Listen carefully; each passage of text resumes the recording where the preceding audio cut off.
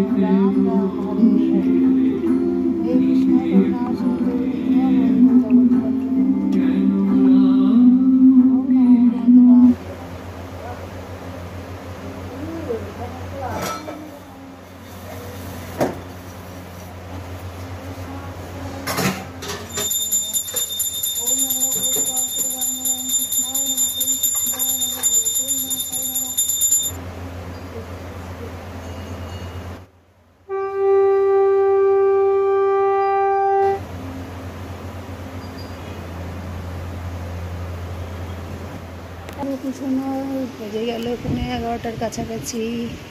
আজকে শুক্রবারের দর্শন করিয়ে দিই সাজুগুজির পর। আজকে থেকে আবার গরম, তাই আর বেশি সাজাচ্ছি না। একটা নেকার বোকার জাম্পস্যুট পরিয়ে দিয়েছি, হাত কাটা। রাধে রাধে, হরে কৃষ্ণা। এত পাখা চালিয়ে আমাকে দেখেই বোঝা যায় যে গরমটা কত পড়বে।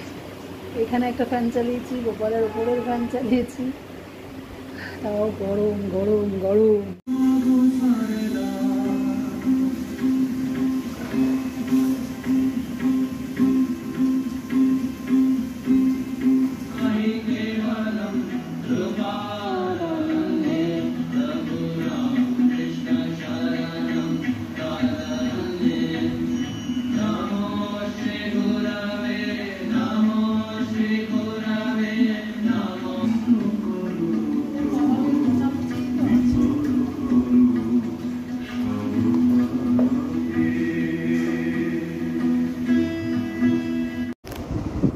রান্নার হেল্পিং হ্যান্ড পেয়ে গিয়ে আনুষঙ্গিক অন্য কাজগুলো ঠিক সময় করতে পারছি। আমার শখে আঁকাটাও স্টার্ট করছি বা করবো।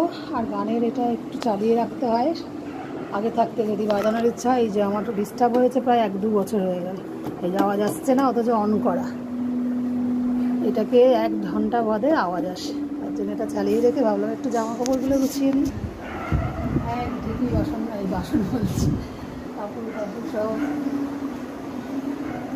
আলতার ডিপি করে রাখলে কি হয়, দেখাও যায় না। বাস্কেটগুলো তো অনেক কাজের। এই গুছিয়ে নিই এবারে।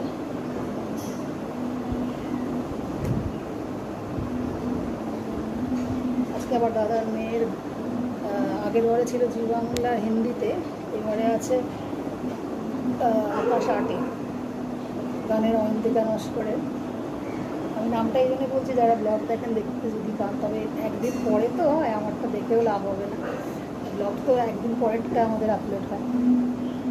দুপুর 2টোর সময় হবে আকাশ আটে, আর পরে রাত্রিবেলা আবার 9:30টায় রিপিট হবে।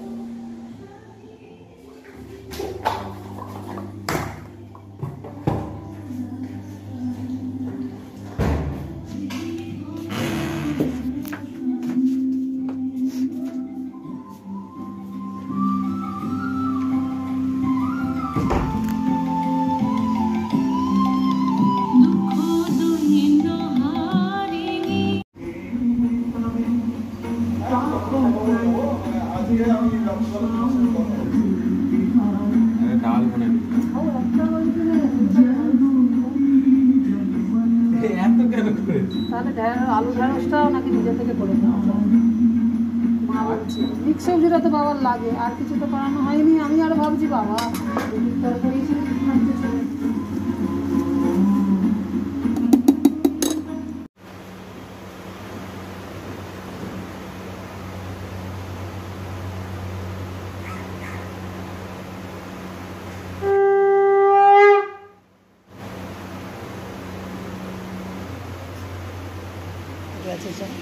প্রপুষণার পরমান্নভোগ হয়ে গেল শুক্রবারে। আজকে 1:30টার পরই দিয়ে দিতে পারলাম। ওরকমই তোর কথা মতো 1:30টায় রোজ খেতে নামা হবে আগের মতো, বল বাবু? আজকে নয় 2 রকম দরকারও আছে, 2টোর সময় আকাশ আট চালিয়ে দেখব, ওটা রিপিটও হবে 9:30টায়। মা আজকে তো 5 রকমের বেশি, বাবু বলে 7 রকম রান্না করিয়েছি। বাবু বলছে এবারেও রান্নার মেয়ে এত এবার কেটে পড়বে, এত যদি করাও। আমি তো করাইনি জোর করে। ঢেঁড়সটা তো নিজে থেকে করেছে, বলো মা? তোমার নাতনির গান হচ্ছে আকাশ আটে, দেখো ওপরের চ্যানেলে ঘুরে। তো আমার এই যে ভাইজির গান আজকে অয়ন্তিকা নস্কর ইয়ডলিংটা করছে। খুব ভালো লাগলো, আমরা ভীষণ এনজয় করি। আপনারা দেখছেন আকাশে সুপারস্টারস, আর এই এখন দেখতে বসে যাই, দেখা হচ্ছে পরে আবার বিকেলবেলা।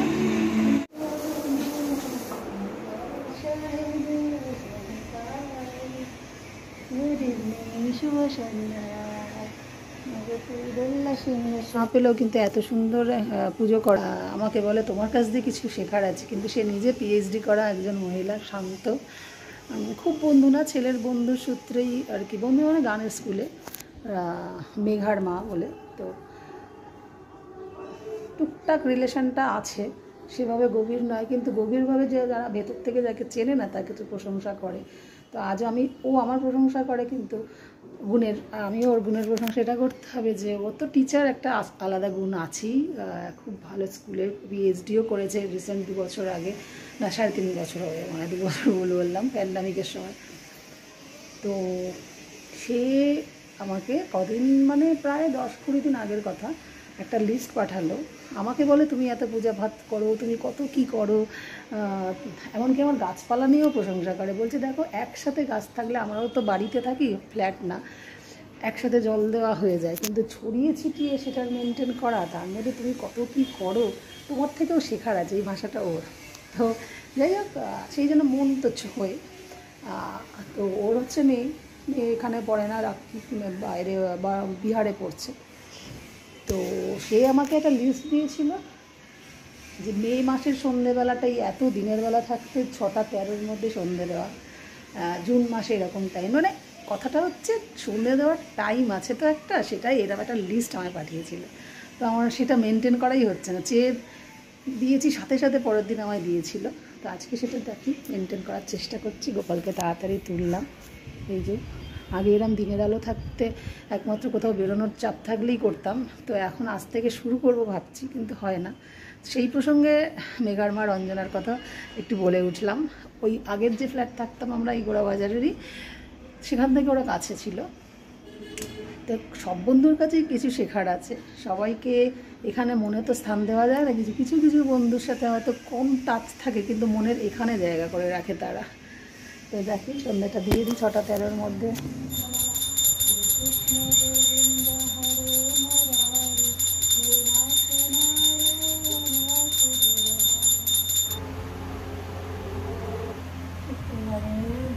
খুব এবছর মুকুট ভালো ভালো জামা আর কটনের হলেও পরাচ্ছি না, ন্যাকার বুকার না কি বলে না, জামশুটটাই আজকাল পরাচ্ছি।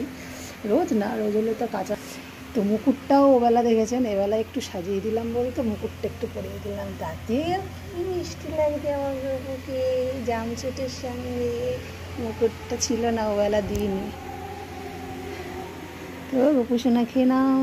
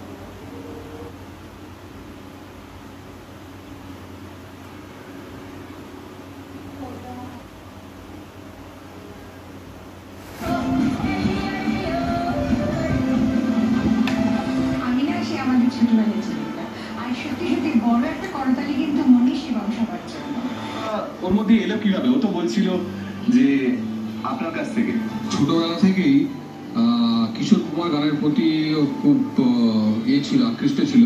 তো যখন রাত্রিবেলা শুতে যেতাম তখন আমি গান গায়ে ঘুমোতে যেতাম, সেই সব গানগুলো শুনতো। আচ্ছা, তো যেদিনকে কিশোর কুমারের যে ইয়ডলিং এর গানগুলো শুনতো না, তো বলতো বাবা এই মুখ দিয়ে কিরকম একটা আওয়াজ করে, তুই ওই গানগুলো আজকে চালাচ্ছ না কেন? তো সেই জন্যই তো আমি ঘুমাচ্ছি না। তো তারপরে যখনই দেখছি যে কিশোর কুমার স্যারের যত ইয়ডলিং গান আছে ওগুলো চালাতাম, আর ওগুলো গানগুলো শুনতে শুনতে ঘুরিয়ে পড়তো।